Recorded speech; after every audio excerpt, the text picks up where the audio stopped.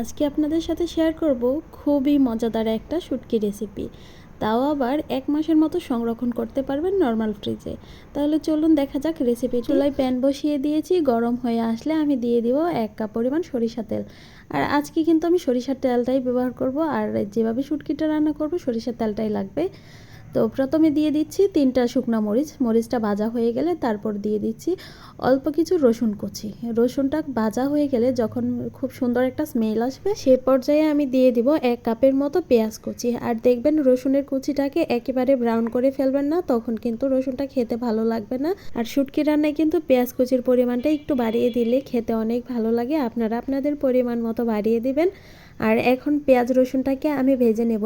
আর পেঁয়াজটাও যখন রসুনের মতো ভাজা হয়ে যাবে তখন সেই পর্যায়ে আমি দিয়ে নেব বাকি শুকনো উপকরণগুলো। এখানে আমি নিয়েছি 3 চামচ মরিচ গুঁড়ো, 1 চামচ হলুদ গুঁড়ো, হাফ চামচ জিরা গুঁড়ো, 1 চামচ ধনিয়া গুঁড়ো।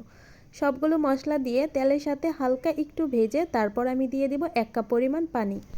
একটু সময় নিয়ে মশলাটা কষাতে হবে, তাই আমি চুলার আঁচটা একেবারেই কমিয়ে দিয়েছি।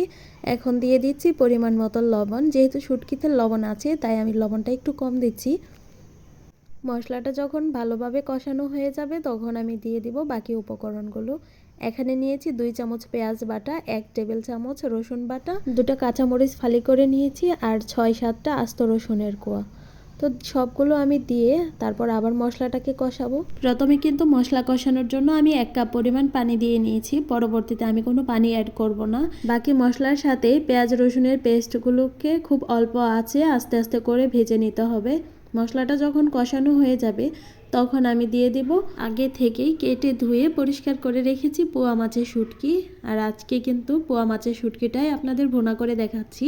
এ পর্যায়েও কিন্তু আমি পানি অ্যাড করব না। শুটকিটাকে মশলার সাথে ভালো করে কষিয়ে তারপরে আমি ঢাকনা দিয়ে ঢেকে রাখবো 2 মিনিটের জন্য। যখন শুটকি মশলার সাথে একেবারে কষানো হয়ে গেছে তখন আমি দিয়ে দিয়েছিলাম 1 কাপ পরিমাণ পানি। পানি দিয়ে আমি 10 মিনিটের জন্য ঢেকে রান্না করব। 10 মিনিট পর শুটকিটাকে আমি ঢাকনা ছাড়া রান্না করব আরও কতক্ষণ, যাতে শুটকির গায়ে কোনো পানি না থাকে। যখন দেখব শুটকির গা থেকে তেলটা ছেড়ে দিয়েছে সে পর্যায়ে আমি দিয়ে দিব সাদা ভিনেগার। আপনারা সিরকাটাও ব্যবহার করতে পারেন। এখানে আমি 1 টেবিল চামচের মতো সিরকা ব্যবহার করেছি।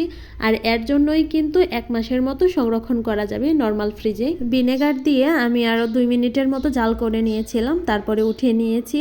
আর এই তো রেডি হয়ে গেল পোয়া মাছের খুবই মজাদার একটা শুটকি ভুনা। গরম ভাত, খিচুড়ি সব কিছুর সাথে কিন্তু এটা খাওয়া যায়। যারা কর্মব্যস্ততায় একেবারেই রান্না করার সময় থাকে না তখন তারা কিন্তু এভাবে রান্না করে নর্মাল ফ্রিজে রাখতে পারেন। আর আমার এই শুটকি রেসিপিটা আপনাদের কাছে কেমন লেগেছে অবশ্যই কমেন্ট করে জানাবেন। ভিডিওটি ভালো লেগে থাকলে পাশে থাকবেন। আজকে এ পর্যন্তই। আল্লাহ হাফেজ।